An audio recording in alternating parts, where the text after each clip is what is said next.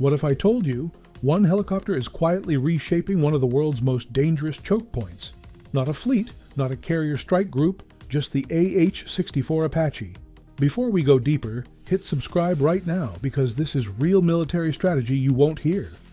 Explained like this anywhere else, the Strait of Hormuz, a narrow 21-mile passage connecting the Persian Gulf to the open ocean. Every single day, nearly 20% of the world's oil passes through this corridor. That means any disruption here doesn't just stay local.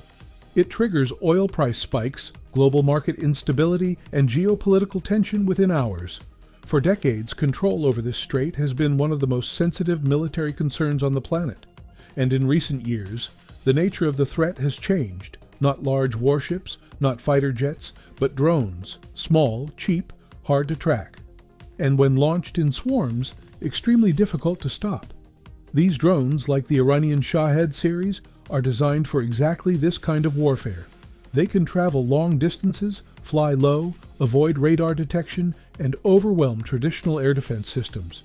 A single missile system can handle a few targets, but dozens of drones coming in at once? That's a different problem entirely, and that's where the AH-64 Apache enters the equation. At a U.S. military base in the United Arab Emirates, Apache helicopters are being maintained, armed, and deployed around the clock. This isn't routine patrol, this is a continuous, high-alert combat cycle designed to respond instantly to airborne threats. Inside command centers, on ships and land, radar systems constantly scan the skies. The moment an unidentified aerial object appears, it's tracked, classified, and assessed. If it's confirmed hostile, targeting data is immediately transmitted to Apache crews. No delay, no hesitation. Pilots scramble within minutes, sometimes seconds. An Apache lifts off, either from a forward base or directly from a naval vessel, flying low over the waters of the Strait of Hormuz. Using terrain, speed, and advanced targeting systems, it closes in on the incoming drones. This is where the Apache becomes extremely effective. Unlike large missile systems, the Apache is flexible. It can chase targets, adjust mid-flight, engage multiple threats dynamically. Its 30mm chain gun allows precise, rapid-fire engagement, perfect for small drones. Its Hydra 70 rockets can cover wider areas, useful against swarm formations, and its Hellfire missiles provide pinpoint accuracy for higher value or more distant targets. This layered weapon system means the Apache doesn't rely on just one method of attack. It adapts in real time, and once engagement begins, it's fast. Drones are intercepted before they get close to oil tankers, before they reach U.S. bases, before they can cause disruption. Kills are confirmed, threats are neutralized, and the Apache returns. But this is where the real story begins, because the mission doesn't end there. The helicopter lands, and immediately ground crews move in.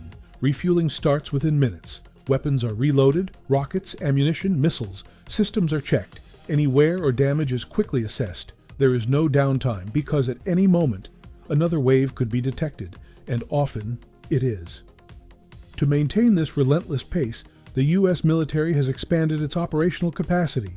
At one point, a C-17 Globemaster III transported an additional Apache into the region. The aircraft arrived partially disassembled, its rotor blades removed, components secured for transport. Once on the ground, it was unloaded manually. Mechanics worked in desert conditions, heat, dust, and time pressure.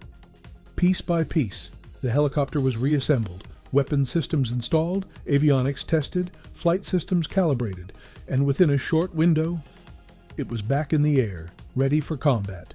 Meanwhile, operations at sea continue in parallel.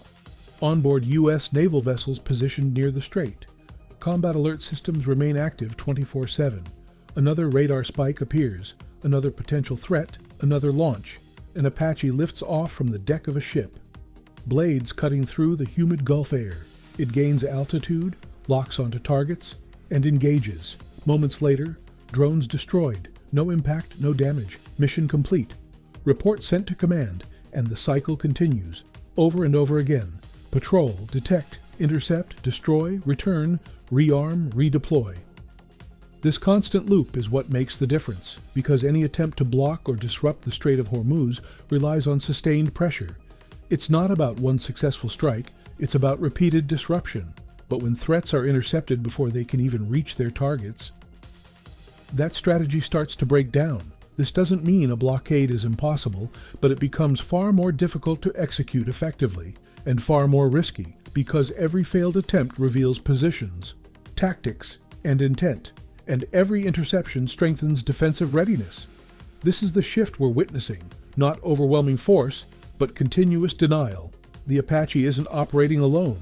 It's part of a larger network of radar systems, naval coordination, and intelligence. But its role is critical.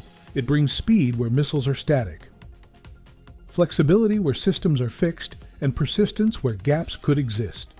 In modern warfare, winning isn't always about destroying the enemy. Sometimes it's about making their strategy fail, silently, repeatedly, consistently, and right now, over the Strait of Hormuz. That's exactly what's happening. So the real question is, if drones were meant to change the battlefield forever, why are they being stopped by a helicopter first introduced decades ago? And more importantly, as both sides continue to adapt, who will control the next phase of this invisible war?